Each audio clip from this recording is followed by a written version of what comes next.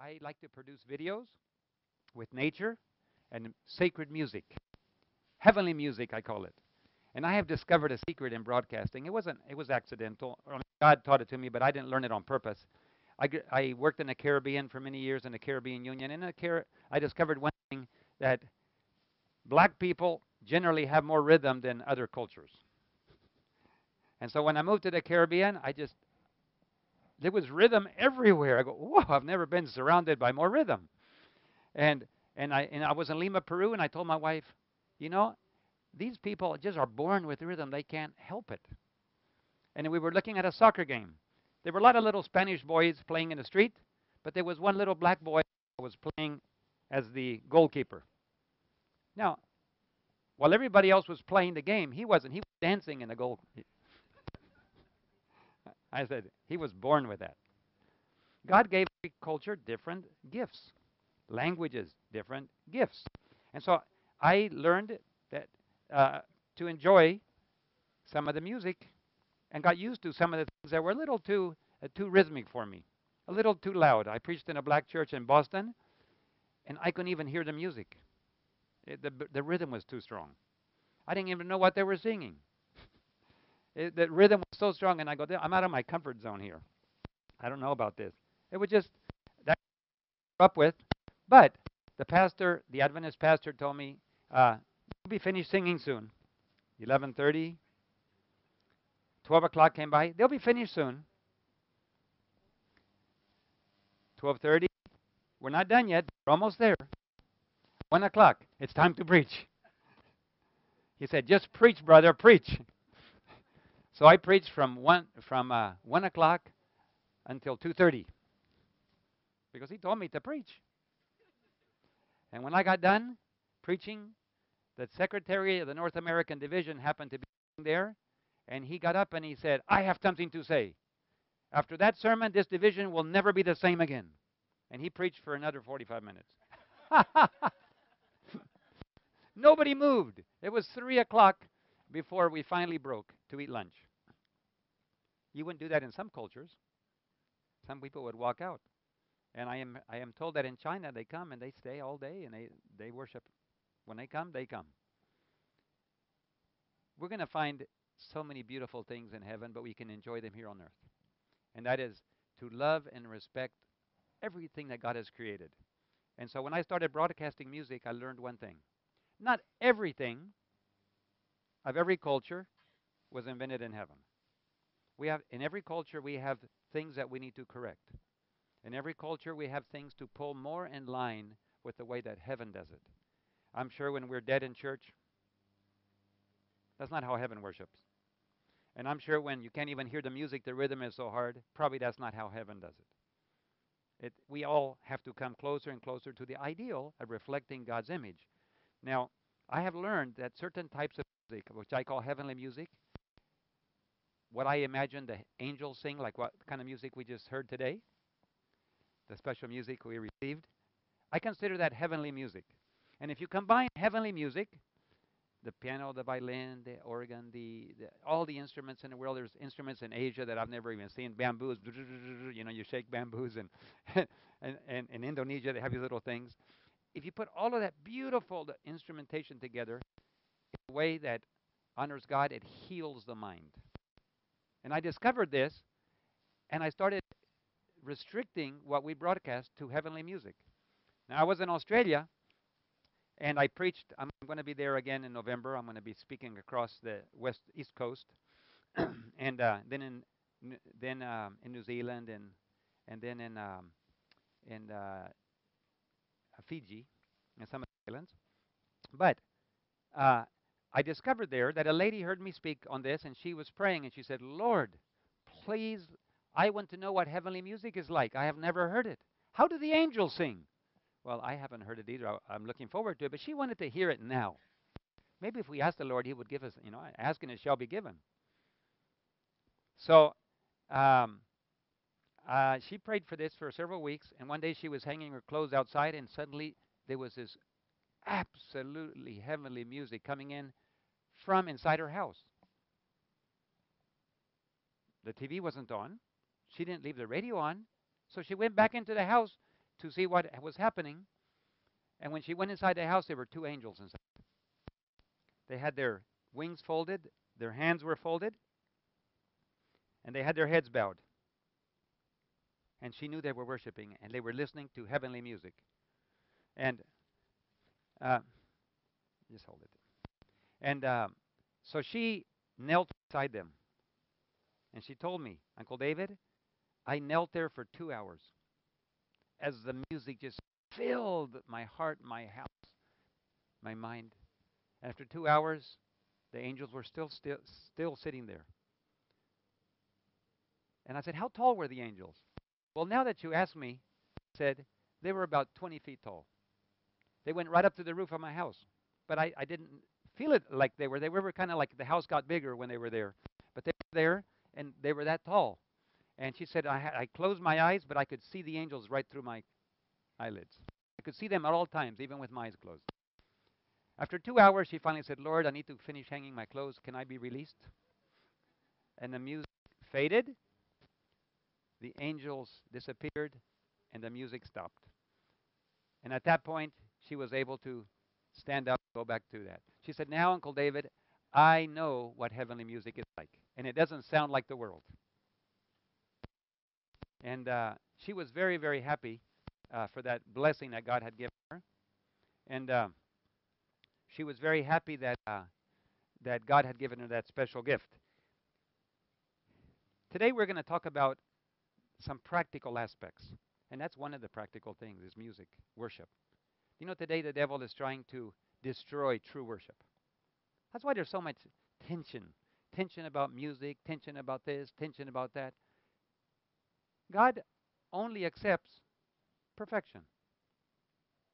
He tolerates imperfection until he can make it perfect, but he doesn't accept it. I have sometimes have an illustration about a bottle of water. And I say, we on earth would like perfection too. For example, there's a bottle of water that says 100% spring water. In Romania, I was taken to a place where there's a fountain of water, and all the water is mineral water that just comes out. And it's just like drinking mineral water. And I'm sure others of the world have different types of waters that come out. Anyway, we look at it and it's 100% pure. And all of us, if we were dying of thirst, would be delighted to drink beautiful, clear, pure water. But if you take and drop 1 drop of strychnine, only 1 drop, now it's 99.99% pure. It becomes incompatible. None of us want it. Deadly poison, even 1 drop is something unacceptable. Okay, so we take the poison out. Now we have 100% pure water, and I spit in the water. Now who wants to drink it? Nobody wants to drink it. Why are we so picky? Because we want pure water. What do you think God is? Infinitely high above us. Will he accept impure, polluted worship? No. But we are so defective that he will take what we have to offer, our best that we have to offer. And even then it's not very good. However, he will not accept purposeful disobedience. And we need to strive continually to ask God, what is your way? What do you want? And try to always walk in his way. And no matter what we do, it will be defective. When I preach, it's a defective sermon. When you sing or you say something, it's a defective. You give your testimony, it's a defective testimony. But it's what you have. And by the word of your mouth, you will be judged. And by the word of your testimony, you will be saved. Because you are giving what you have, and Jesus will accept it. But we must always strive for the ideal. We must always say to ourselves, no, it's okay. God will accept. No, God does not accept imperfection. He only accepts perfect. But when we Jesus Christ, his perfect character, we were talking about righteousness this morning, his character is put in our stead. My wife and I were working in Trinidad and Tobago. I was teaching at the university. And I went on a trip. I worked for the union at the end of the university. And so I was gone. And my wife said, before you leave, please remember to pay the tax for the car. And put the little sticker in the window so I don't have problems while you're gone. And I forgot. So she was driving her car and she got stopped. And the policeman was kind enough to forgive her. and said, please get it taken care of. But before I got back, she got stopped again. The same policeman. This time there was no forgiveness. Immediately she got a ticket. As soon as I got home, she was standing there waving the ticket. See what I got? Because you forgot to pay. And I got that little ticket out.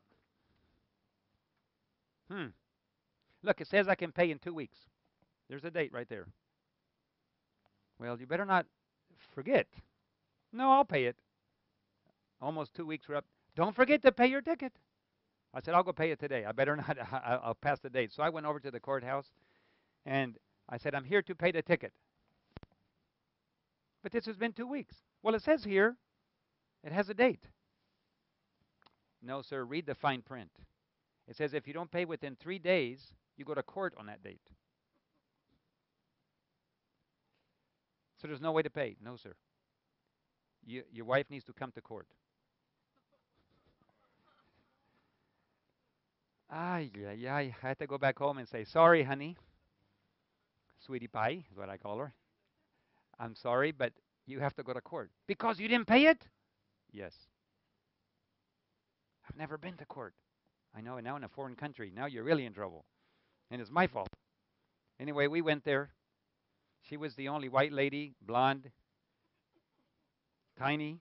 Everybody was bigger, and they even brought some criminals in that were in chains and brought them and sat everybody down. It wasn't just a normal civil court. It seemed like it was criminal court. So they brought everybody in, and she was sitting there. And they had and under the British system, like they have there was a little fence, and everybody had to come up to the fence, and then the judge had a little white piece of hair that he put on top, and he just kind of threw it on. It wasn't very centered. It was just formality. And so he sat there, and some people were judged, others were postponed. He was giving sentences, and finally, Mrs. Rebecca Gates, please come forward. So she comes forward and stands. Yes, Your Honor.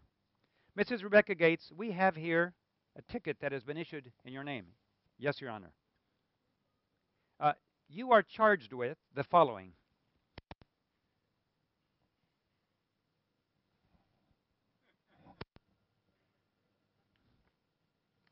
He handed it to the policeman. Can you read that? I don't know what it says. Your Honor, I am charged with silence. You cannot charge yourself.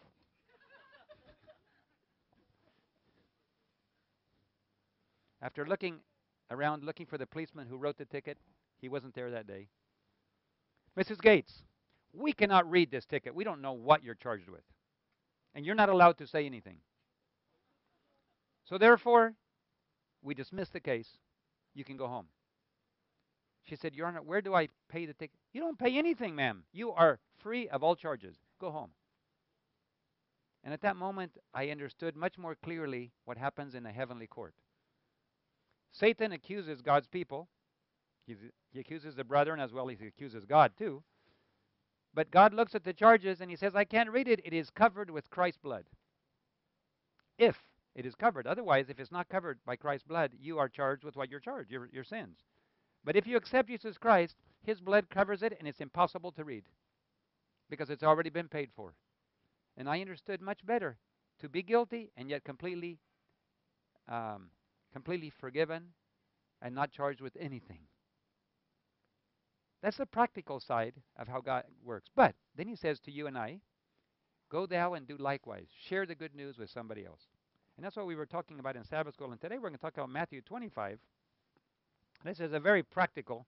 By the way, my sermons are usually not great theological discussions because God has given me the ministry of mission work by faith. He's given me the gift of faith. Everybody has a gift of faith, by the way. Everybody has a measure of faith. You just have to develop it like your muscles. If you lift it every day and exercise your faith will get bigger. But you're born with faith, you're given faith, and it's up to you to exercise it. So the gift that God has given me is to launch out into the deep and just trust God. And I have a lot of experiences which show how faithful God is and keeping His promises. What I did not expect, what I did not think would happen, was that some people would be threatened by that. I thought it's great news. Anybody can go work. You can trust God. He will take care of you. There is no limit to what God will do for those that surrender to Him. You can go out there filled with the Holy Spirit. You don't have to have a high education. You take your talents and skills.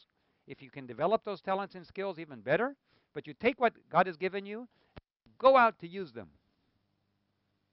And guess what? It works. And it's successful. Yes, you cry a lot. Yes, you suffer. There's birth pains. But the project is born and it grows, and people are touched with God's love.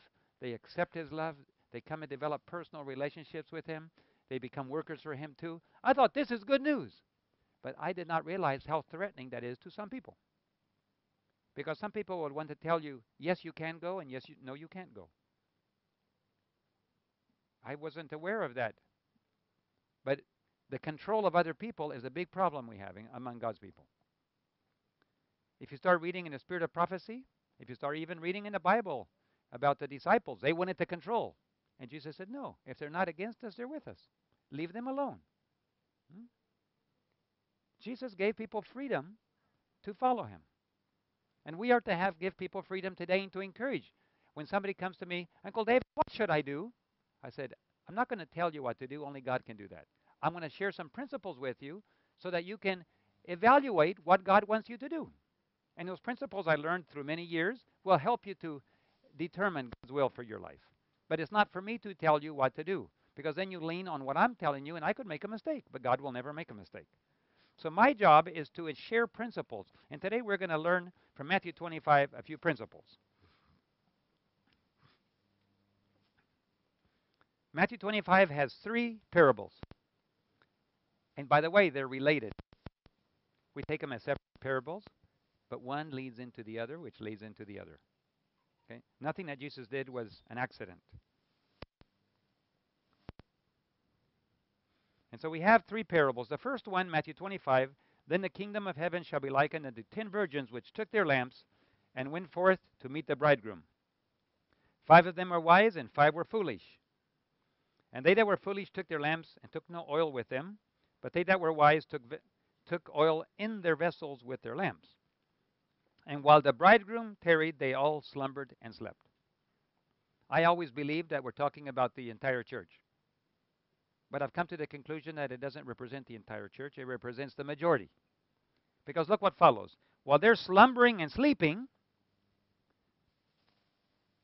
verse 6, and at midnight there was a cry made, behold, the bridegroom cometh, let us go forth to meet him. Somebody had to give the midnight cry. And they weren't sleeping. They were awake. Somebody remained awake.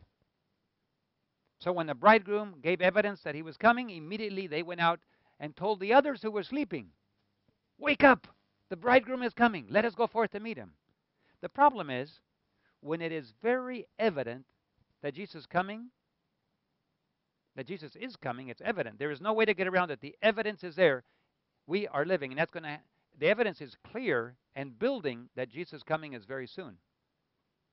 Matthew 24, 32 and 33 says of the fig tree, when you see the leaves come, you know summer is nice. Likewise, when you see all these things, you know that it is near, even at the door.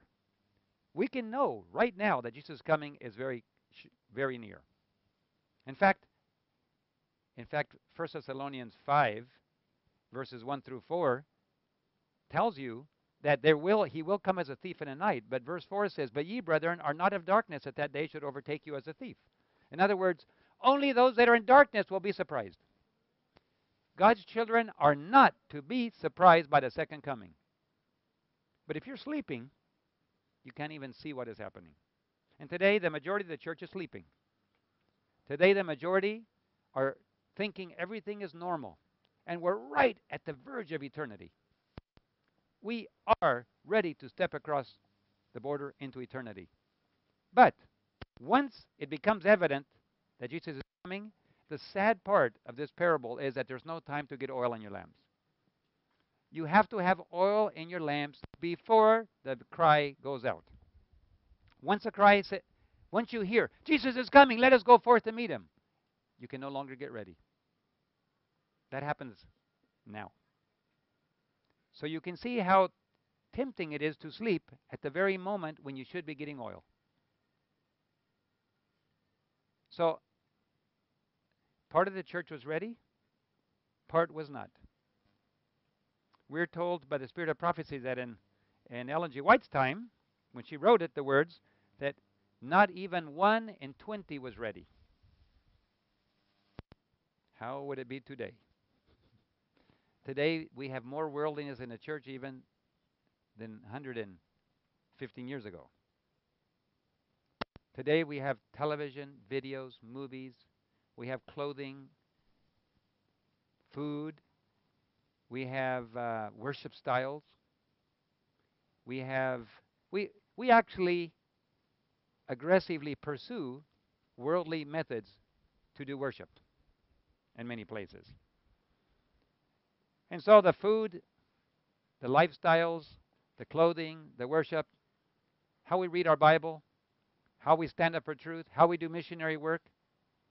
Today we got a much bigger problem than we did 120 years ago. So if we were to ask ourselves, how many are ready? I'm afraid the numbers would be even worse than 1 in 20.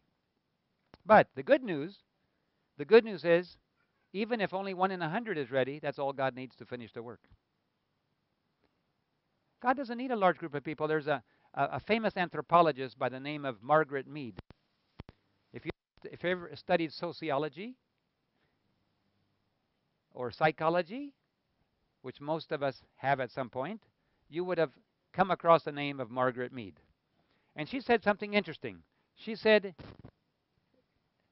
there is no limit to how much a small group of people can do to influence the world.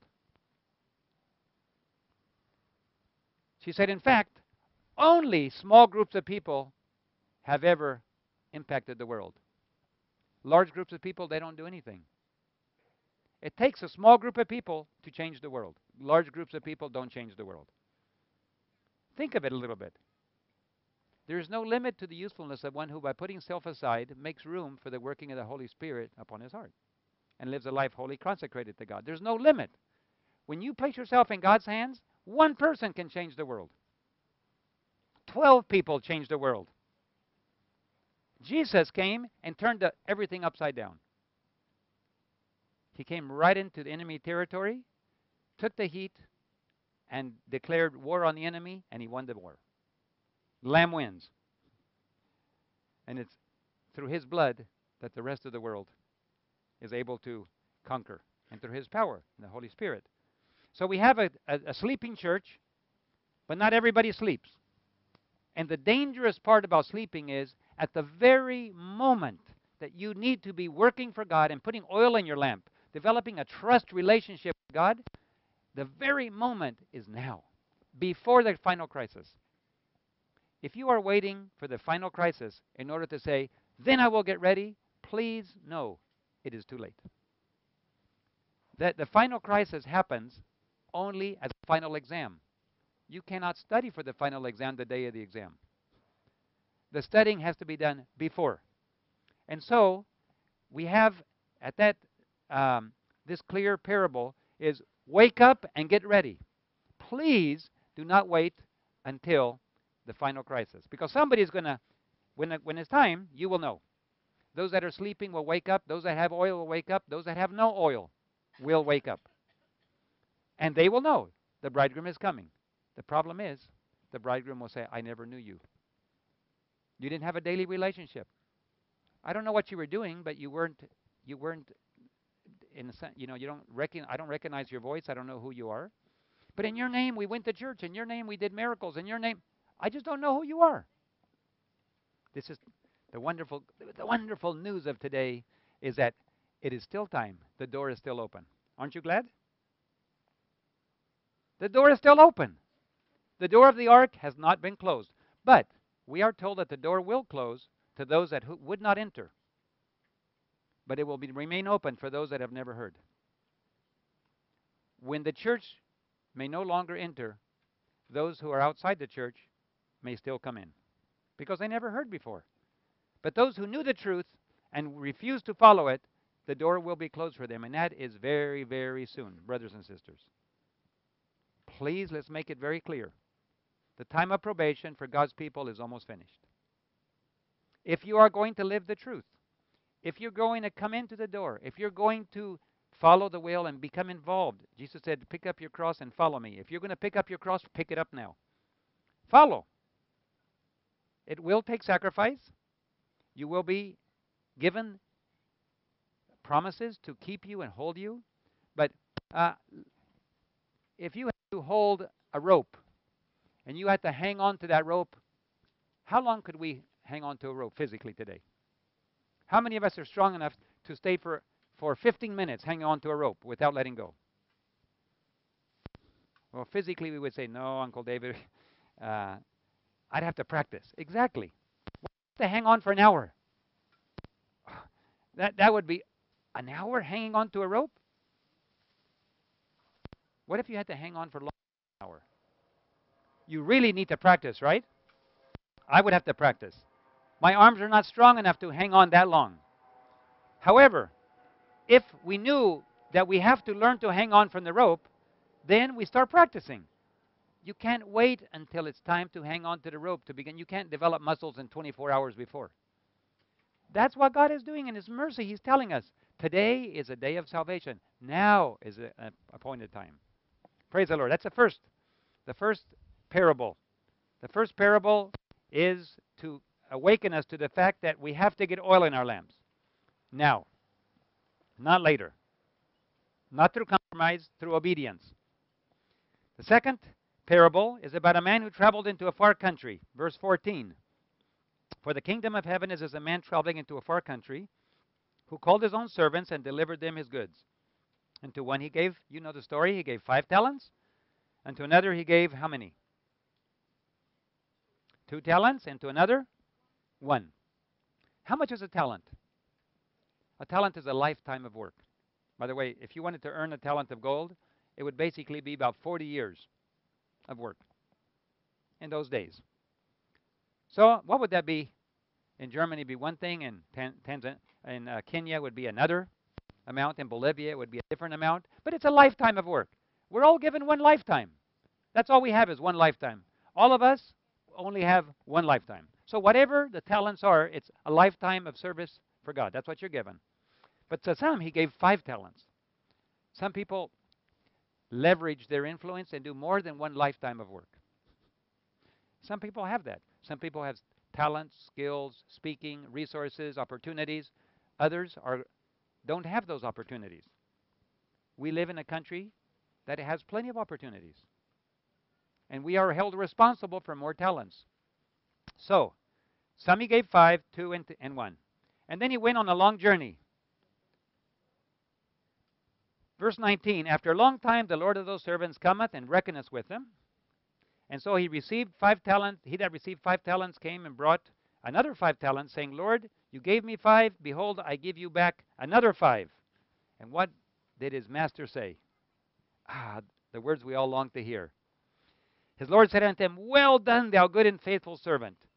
Thou hast been faithful over a few things. I will make thee ruler over many things. Enter thou into the joy of thy Lord. Now let's break this down a little bit. How does that apply to us today? We all have a master, and he will hold us accountable.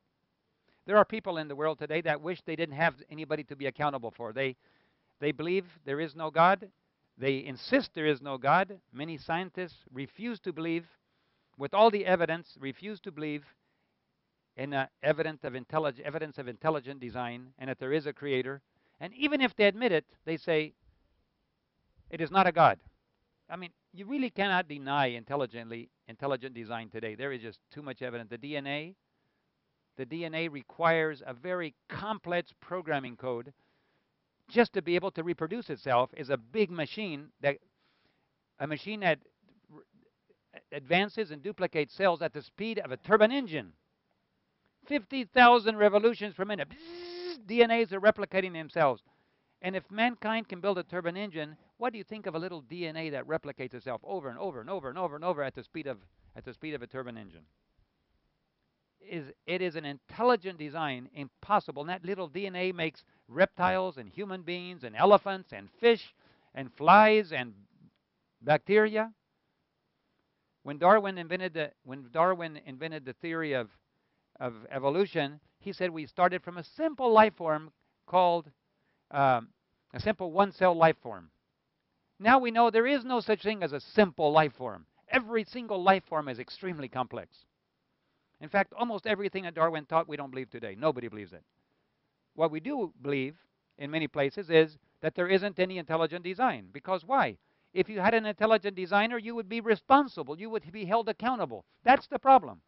The problem is not that there's a design. The problem is a designer implies a creator, which then implies a set of rules that we must live by, and I'm being held accountable for the way I live. That is the problem. And some people reject it, and that's okay. They have to live by that decision. But here we are told that there is a master, and people are held accountable for their talents and skills. And let's speak directly to the church, not to the people outside the church.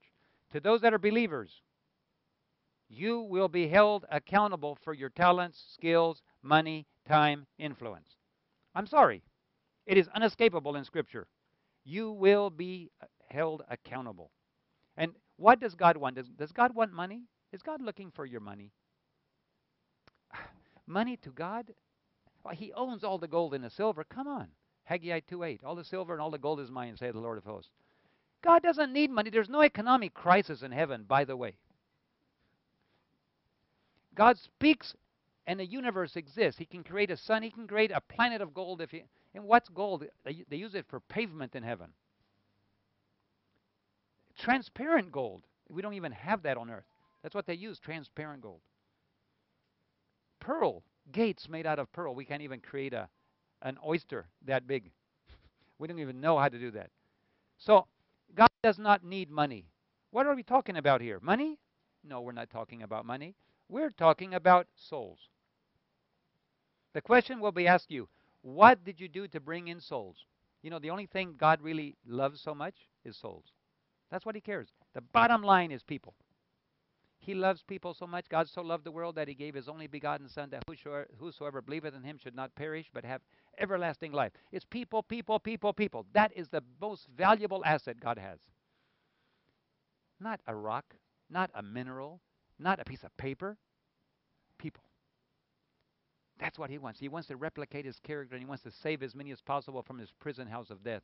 And He turns to His own people and He says, I am placing you as responsible steward of my assets so that you can bring in people.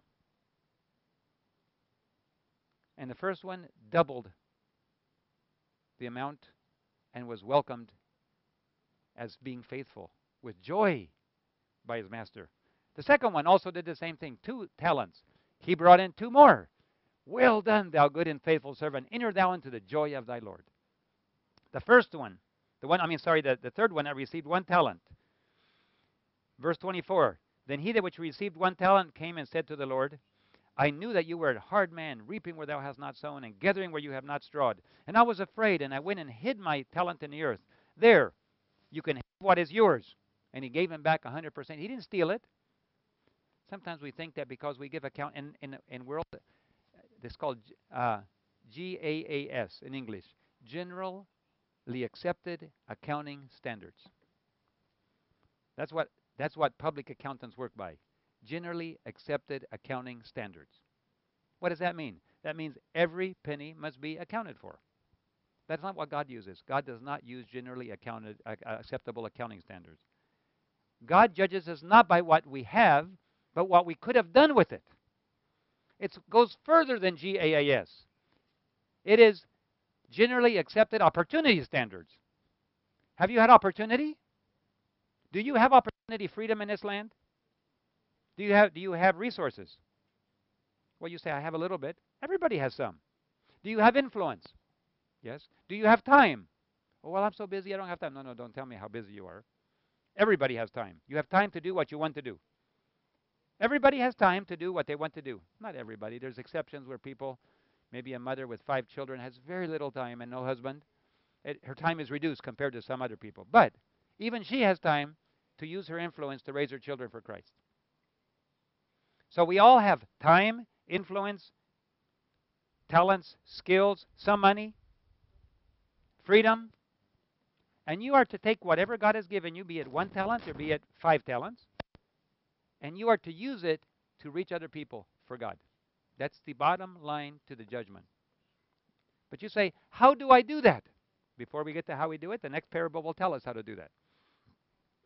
He finishes by saying, verse 26 of Matthew 25, verse 26, his Lord answered and said unto him, thou wicked and slothful servant, you knew that I reap where I sow not, and I gather where I have not strawed. You at least ought to have put the money to the exchangers where I could have gotten interest, at least with interest.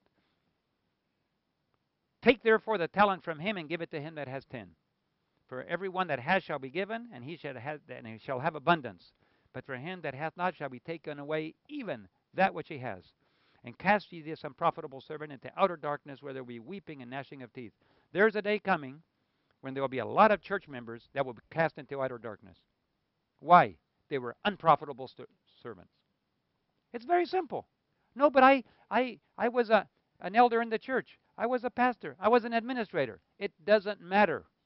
The question is, how many souls did you bring to the feet of Christ? It doesn't matter what position, how much money you piled up in a savings account, or how well financially you were. I just found out that in one conference in Brazil, I found out how much money they have in savings. They don't have a radio or a TV station there. They don't have any medical boats operating on the river, but they have a nice account. But then it's nothing compared to Switzerland. And it's nothing compared to the U.S. And it's nothing compared to Germany.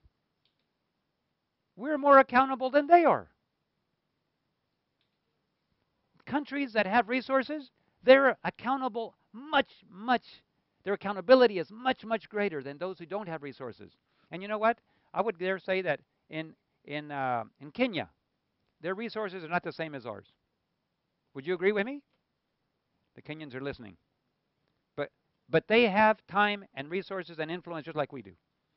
They will be held accountable according to what you have received. And there are a lot of church members that will be cast out into outer darkness. If not 1 in 20, 100 years ago, maybe 1 in 100 will be ready today. I don't know. Only God knows. He's the judge. But one thing we have to do is we have to worry about our salvation.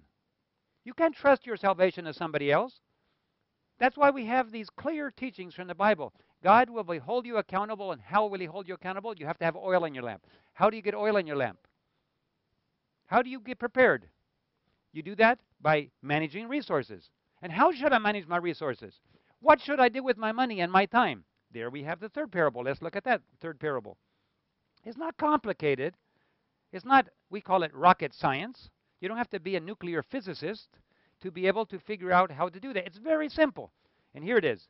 My page flipped over. There we go. Verse 31. When the Son of Man shall come in his glory, and all the holy angels with him, he shall sit upon his throne of his glory, and before him shall be gathered all the nations. Does that include Seventh-day Adventists? Does that include Baptists? Evangelicals? Catholics? All Christians? Yes, everybody. No matter what denomination you belong, it includes those that are even non-Christians. By the way, do you think God has children in all the different denominations? Absolutely. Does he have children in non-Christian religions? Yes, he does. And he will have to lead and guide them, and they're his children. They're sheep that are not of this fold. But there are some people that are dying in darkness, and there are some people that are slaves of Satan, and they cannot free themselves unless somebody comes and sets them free. If you're drowning and you're going under and up, don't you need somebody to come in and pull you out? You say, oh no, they're a child of God, let God save them. But he gave you a rope and a life jacket. It is your job to throw the rope and a life jacket. Let's be practical, brothers and sisters. Now, we live in a theoretical world sometimes. I learned in the Caribbean the British system. The British system is highly theoretical. The British system is highly traditional. I can't speak for Germany, but in the English system, the way we've always done it, that's the way we always do it. That's what I learned working in the Caribbean. But you know what Einstein said? Einstein said, you know what will make you crazy? doing things the way you've always done it, expecting different results. No. If you want different results, you have to stop doing what you've always done. You have to do it differently. But that's hard. It's difficult. I'm not used to it. Get used to the real world. The real world, you want different results, you change the way you do things. If you do what you've always done, you will get what? What you've always gotten. It is time to break out of the mold and do things God's way. Let's stop doing things the way the world does, and let's do it God's way. And what is God's way? Here it is, very simple. Salvation is not complicated. It may be hard, but it's not complicated. It's not hard to understand. Any child can understand what God is asking for. Let's read it right here. When he gathers all the people before him and divides them as a sheep before the goats. And on verse 33, he shall set the sheep on his right hand, the goats on his left. And then the king shall say unto them on his right hand, Come, ye blessed of my Father, inherit the kingdom, prepared for you from the foundation of the world. For I was an hungered, and ye gave me meat, thirsty, and you gave me drink. I was a stranger, and you took me in, naked, and you clothed me. I was sick, and you visited me. I was in prison, and you came unto me. There it is. That's what God will judge people on. That's not complicated, is it? Is it hard to understand? Do we need him to rewrite it? What part do we not understand about feed the hungry? What part do we not understand about giving somebody a place to sleep when they don't?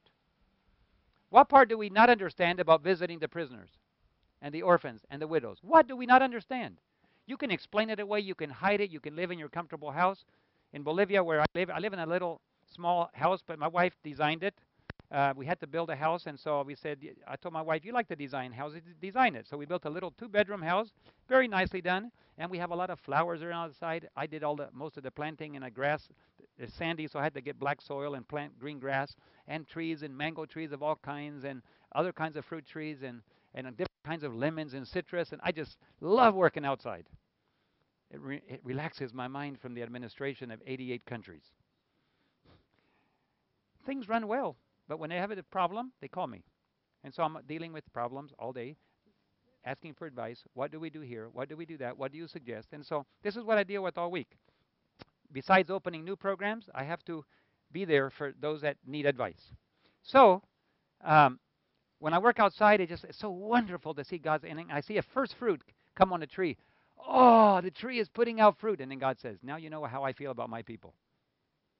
I do everything. I plant that. I give them soil, and I give them liberty, and I give them money, and I give them comfort and education. And I sit there and wait and wait and wait for fruits.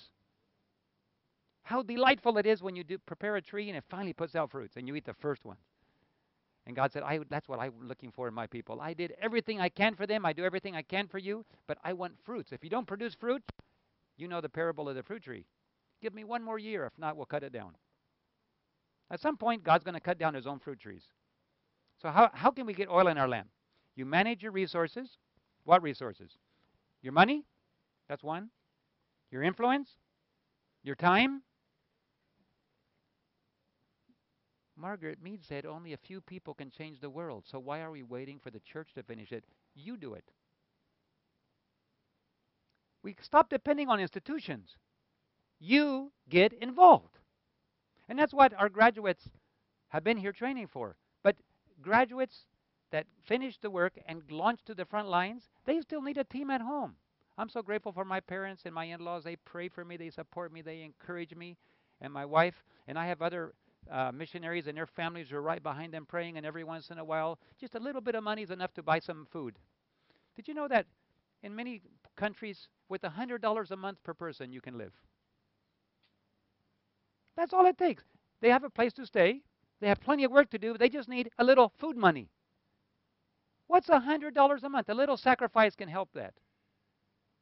That's all it takes. Right now, I could probably launch 100 missionaries if they had $100 a month.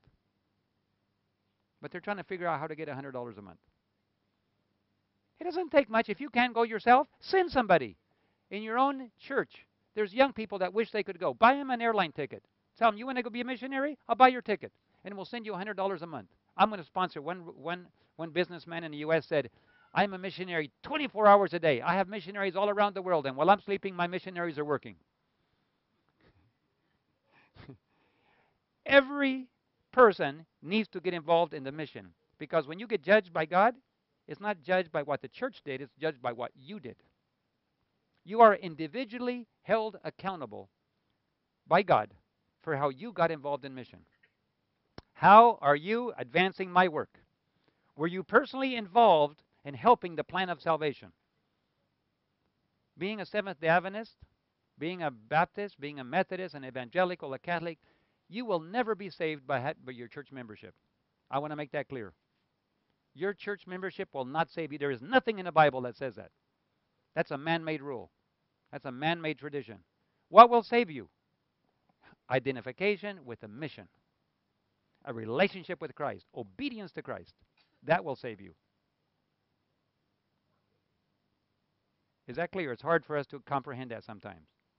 But when you stand in front of the judge, he will ask you, what did you do to advance my work? And you're not going to say, well, I belong to this and I did this. I don't want to hear it. It'd be so embarrassing to come out of your mouth. I was a leader in the church. That's not what I'm asking you. I'm asking you what you did to take care of those that were hungry and thirsty and naked. You can come up with 1,000 reasons why you didn't do it. There's only one result. Look what it says here. The righteous came to him in verse 37. Then shall the righteous answer, saying, Lord, when did we see you hungry, and when did we feed you, or thirsty, and gave you drink, and when we saw you a stranger and took you in, or naked and clothed thee? Or when did we see you sick or in prison and came unto you? We didn't see you anywhere. They're very humble. They simply admit, we don't deserve what you're giving to us. Why do you say this? And Jesus says, the king shall answer him, Verily I say unto you, inasmuch as ye have done it unto the least of these my brethren, you have done it unto me. I remember I was in Peru, working at the union office. I worked there for 6 years after I was a mission pilot for 4 years. I was called to work at the union office there, and I worked for 6 years in Inca Union. And every day I would drive an hour to the university because my wife didn't want to live in the city of Lima. She said, I'm not a city girl. I want to live in the country. I want to see the sun now and then. For 3 months at a time, the sun would not come out because during wintertime, it's just foggy, and it's like maybe Seattle area, and it just stays foggy, and she would get depressed. I can't see the sun today. I can't see the sun. Okay, let's go out to the university. An hour and a half out of town, toward the mountains, you could see the sun almost every day. Okay, so we went out to live at the university, but that meant I had to drive an hour a day through the heavy traffic of Peru. And I did. I did it for 6 years. And one of the places I used to go through, there was a little boy in the street, like there is on every little street, and he would wash windows. And I would let him wash my window, and I asked him his name, and he said, I got to know them. I like to ask people their names. Did you know that street people hardly ever anybody asks them their name? Did you know that they're kind of invisible? Do you know that street people are treated like invisible? And so I always ask them their name. I always do. What is your name? He said, my name is Caesar. Big name for a little boy. Cesar, which is a common name. And also Jesus is a common name. We don't have anybody that I know in America that's called Jesus except Angel. I'm sorry, Jesus and Angel, angel is another common name in Spanish. And so Cesar, little tiny boy. And so I would share my lunch with him, and I would share my things with him. Every once in a while, a little bit of money. And the years went by. And one day Cesar was crying, and I asked him why he was crying. And he said, my friend disappeared. I don't know where he is. So I said, I'm sorry, Cesar. I don't know how to help you. But I'll pray for you. And I'll pray for your friend that he'll come back. One day Cesar said, my friend came back. Really? Yeah, unfortunately, he came back. He said he had no corneas. He was kidnapped, and a doctor took his corneas out and threw him back out on the street. Some ophthalmologist performed surgery on that little boy, took his corneas out, and sold them on the international market, and probably bought himself a nice Mercedes-Benz. Can you imagine that doctor someday standing before the judge? The skills that I gave you in your hands to heal, you cut out the corneas of a little boy so you could get a car or buy a bigger house? Well, that's how he lived. He lived blind from that time on. But his friend came back alive, and I remember the pain and the tears of little Cesar. Years went by. I was working in the Caribbean Union. Then I went to work in Guyana. Then I became ADRA director for 4 years there in Guyana at the conference, and then later at the Union in Venezuela for 7 years. And I traveled to Peru to have an ADRA meeting, and the ADRA director took me in his car across town, and we were driving across town in Lima. I was glad to be back and see Lima. I don't like big cities, but there's a lot of people in big cities, and I love reaching big cities. There's nothing like the joy of turning on a television or radio station. And suddenly, the signal is in every home. Can you imagine the joy of conquest? Darkness has to flee. When that light goes in and the music goes into those homes, even those that are demon-possessed are relieved. I just love flipping on the switch and going, the Lord gave me the privilege of, boom, whatever the sacrifice is, I don't care how much criticism, I don't care what people say. I flip that switch. People are freed from the devil. I'll take it. You can talk bad, you can do whatever you want to, but I just have great joy. It's like, I guess drug addicts have a high when they take drugs. My drug is setting prisoners free. I just walk on air for days and months. Right now I'm walking on air because I just came from Brazil, and when I got to Brazil, somebody offered me a small radio station, and there's no radio station. Church has no radio or TV stations in Manaus, and they offered it to me. I said, I don't know what it's going to cost. I don't know. It's maybe too expensive, but they told me $50,000, and it's been on the air, and I drove around town. I could hear it clearly everywhere around town, and there's 2 million people that live there. 50,000. Lord, I don't have 50, but you know what? When I was going through Panama, I wrote a small email to a friend of mine in Brazil. I said, would you be interested in helping with this project? Because he'd given us some tractors, and so I thought maybe they could, and maybe help with the down payment or something. He wrote back and said, the amount that you're buying it for is exactly the amount we set aside for a special offering. I'll pay for the whole thing. I'm still walking on air. As soon as I get back to Brazil in a few weeks, we're going to flip the switch, and there's going to be a different signal on the air. I mean, that is conquering a city. When the message of love and truth goes into every home. So I was driving across Lima, and I was looking at this city and I said, Lord, there's 12 million people here. I want this city. Wherever you put the sole of your foot, that have I given it unto you, God told Joshua. And so whenever I get off in Turkey, in Istanbul, look at my foot. When I get off in Bulgaria, every country I go to, as soon as I get off the airplane, I make a formal procedure of, I claim it for the King of Kings. And you know what? That's what I do all around the world, and the Lord has never turned me down. He might tell me, wait, the timing is coming, but never, never has he denied my request. So it depends on you if you want it or not. Why are people dying in hunger? I was in Italy speaking in a Southern conference, and the son of one of the, I'm going to tell you about Lima, Peru in a minute, but I keep deviating to bring you back to the point. The son of one of the conference leaders came to me, and he said, Uncle David, you talk about a God of love, but I have a problem believing in a God of love. You see, in Africa, there are 2,000 children dying every day of hunger. How can there be a God of love who allows that to happen? And I said, let me just turn the tables on you, young man. God wanted to do something about it, and so he put it into your heart to care for those children. Did you or did you not? No?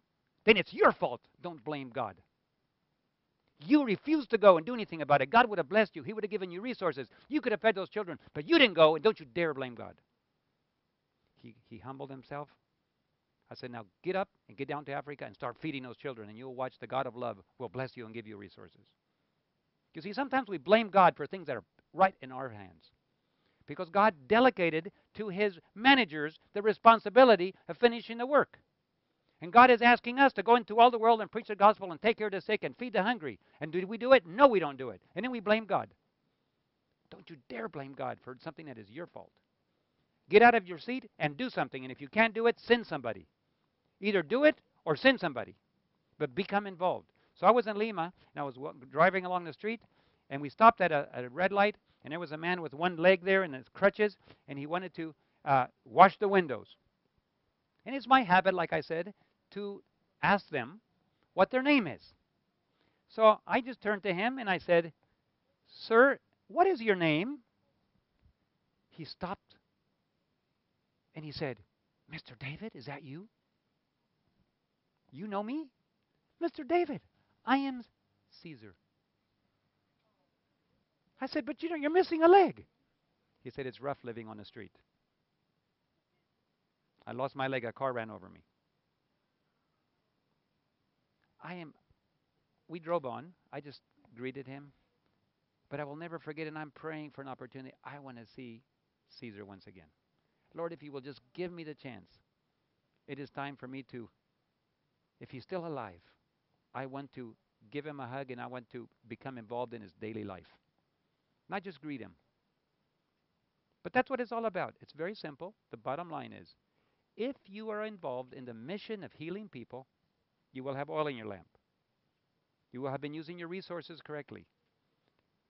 God's church is not a theoretical church. It is not a sit in a bench church. It is not a I belong to a denomination church. We can argue all about theoretical things and all about problems and theological issues. It means nothing unless you're feeding the hungry and involved and healing those that are hurting. That's the bottom line. If you do that, you will be standing before the throne and he will say, well done, thou good and faithful servant. You didn't understand something very well about this theology. You didn't understand that very well, but everything that you did understand, you obeyed. You made a decision to be part of my work. You shared in the pain of the world. You shared in my pain, my joy. For the joy that was laid up before him, Jesus endured the cross. And then he turns to you and says, pick up your cross and follow me. And then he says, my joy will be yours. The joy of seeing people saved for eternity. I have an African friend. I forget what country he's from, but I met him in the U.S. And he told me an interesting story. He said, I used to work in India. I worked for 4 years with Mother Teresa. Everybody's heard about Mother Teresa. A woman of God. How do you know? By their fruits you shall know them. Anybody who's loving people and caring for them, that doesn't come from the enemy. Those fruits come from God. Love comes from God because God is love. And she cared for people with great love. Maybe you have different understanding of principles, but you know what? According to this, Matthew 25, Mother Teresa will hear the good words, well done, thou good and faithful servant. According to this. Well, he worked with her. And she said she was a loving person that cared for those that were hurting. And one day she came to me and she said, I just heard something I didn't know. I heard you were Seventh-day Adventist. He said, yes. You didn't tell me. No, I didn't tell you. Well, I have a question for you since you claim to be a Seventh-day Adventist. Did you know, she said, did you know that the manual that I work with is called Ministry of Healing by Ellen G. White? Everything I do is in harmony with the Ministry of Healing. Now my question for you, why in the world do you Seventh-day Adventists reject and don't work by such lovely light that you have received? What do you tell Mother Teresa? We live in a country here that has been blessed with great light, and other countries that have been blessed with great light. We as a people have been the spirit of prophecy. No other people, no other denomination has been so greatly blessed with light. And we sit there and we reject the light. And yet we're going to hear the words, well done, thou good and faithful servant. Excuse me. That's not how it works. When God gives light, he expects you to take it and share it. Live by it. I was in the Philippines. I was speaking to all the School of Theology and all the teachers during the week. And I made a reference to the spirit of prophecy and the health message and the beautiful understanding that we have. I held up one spirit of prophecy book and I said, this is the light that God has shared with us. And one theology student raised his hand and he said, but Uncle David, we have been told that the spirit of prophecy is a lesser light and the Bible is the greater light. Why do you hold them up together? I said, that's a very good question. Let's go to the Bible. You tell me, you're all theology students, tell me, which of the prophets claimed to be the greater light? It must have been Moses. He must have said, I am the greater light. No, no, no, no. He never said that. Oh, not Moses. Well, then, maybe David. Maybe the wisest man in the world, Proverbs and Ecclesiastes. Maybe he claimed to be the greater light. No. Then it must have been Jeremiah, Isaiah, or Daniel. No. I said, my dear nephew, let me propose to you something. The greater light is the greater light because it's made up of all the lesser lights. Every single prophet was a lesser light. All of the lesser lights together, because Jesus is the only greater light. And all of the smaller lights together, put together, including the lesser light of the spirit of prophecy, all form part of God's revelation to man. Doctrinally, everything that you believe must be in God's word, the Bible. But God knew that this last generation would come under attack like no other generation. That Satan has matured his deceptions to such a point that this last generation would be wrestling with so much truth mixed with a little bit of error, it would be hard to detect. So God in his mercy gave us additional light to understand. And not only that, I never suspected 20 years ago that so many new diseases would be coming out on the world. Can you understand where these diseases are coming from? They're coming out of the laboratory. These new diseases just didn't happen to appear. After 6,000 years, we suddenly have new diseases. A physician called me from California and said, Pastor David, I have been doing research for years. My specialty is genetic diseases. And I have discovered that almost all of the new diseases that have come on the world are all developed by laboratories for mankind. And my specialty is fighting them. Things like AIDS. What are some of the Ebola, Alzheimer's, things like this that have come out. They weren't there years ago. They are new diseases because they were developed and invented. And my job is to counter-engineer them. Those are engineered diseases. And I am a specialist in counter-engineering engineered diseases. Now, God knew that Satan was going to develop and try to wipe out humanity during this last generation. Even good foods are genetically modified to the point that even normal vegetarian foods are now, some of them, becoming unhealthy. Can you imagine the devilish engineering that goes on to do that? Guess what? God, in his mercy, developed in nature all of the solutions for all of diseases before they even happened. Every time they discover a new disease, God reveals that already in nature, certain plants already have the cure. We serve a God of love. Nothing catches God by surprise. So before the disease exists, the cure already exists. And it's found in nature. And we reject the health message. Some places, they don't even want to talk about the health message. They consider it to be extremist. Well, then in that case, go to the New Agers. They're talking about health. The world is interested in health today. And what are we doing? We're going away from health.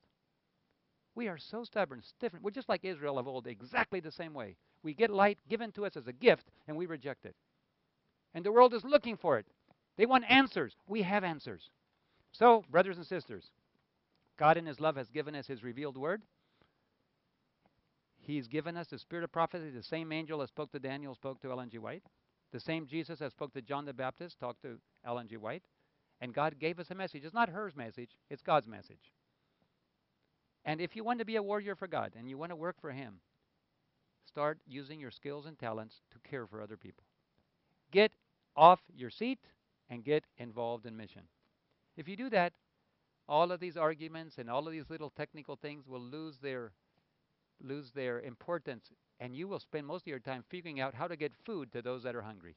Now, that's a way to spend your time. It's called social gospel. The gospel is not theoretical. It actually solves issues. It's a beautiful message of love that God has given to the world, and he wants you to be part of it. Jesus spent more time healing than preaching. We should spend more time healing than preaching. I would encourage you, therefore, especially to our graduates, I would encourage you, therefore, to spend your time healing There's plenty of time to preach later. Heal. The people who you heal will come to you and say, what else do you have? And you will say, would you like to know the God I love? Please tell me about him. After what he did for me through you, I want to also know him too. It automatically opens all the doors. 100% of all the villages that were closed, listen to this, in my experience, there are villages that are closed to Christianity. There are villages that are closed to certain denominations. There are villages that are closed to outside influences. But 100% of every village that we target with health work opens the doors to the gospel. That's my experience. The question is, do you want to go? Do you want to be part? Are you willing to be made willing? If you are, launch into the deep, and the promises will carry you straight through, and you will have oil in your lamp. And someday, the words, I can't wait till Jesus comes. Not yet. Lord Jesus, don't come yet. There's still too many people to reach. But one day soon, it will be over. And when Jesus comes, the first thing I'm going to do is look at his face. And I'm expecting a big smile. And I want a big hug. Well done, thou good and faithful servant. Enter thou into the joy of thy Lord. And I'm going to say, well done, Lord. I didn't do it. You did it. Yes, but you said yes. You said yes, and I worked through you to do that. Joshua chapter 1, it said, and Moses, a servant of the Lord, died. And God spake unto Joshua, Moses' servant, Moses' minister. Now, Joshua was not considered a servant of the Lord as he was working with Moses. Moses was a servant of the Lord. But if you look at the last chapter of Joshua, and it says, and Joshua died, the servant of the Lord. If I were to die, there's no greater title that I would love on my tomb. David Geits, servant of the Lord. That's what I want. And you don't do that in 1 month. You don't do that in a year. You do that in a lifetime. You want to be a servant of the Lord? Join him in his mission.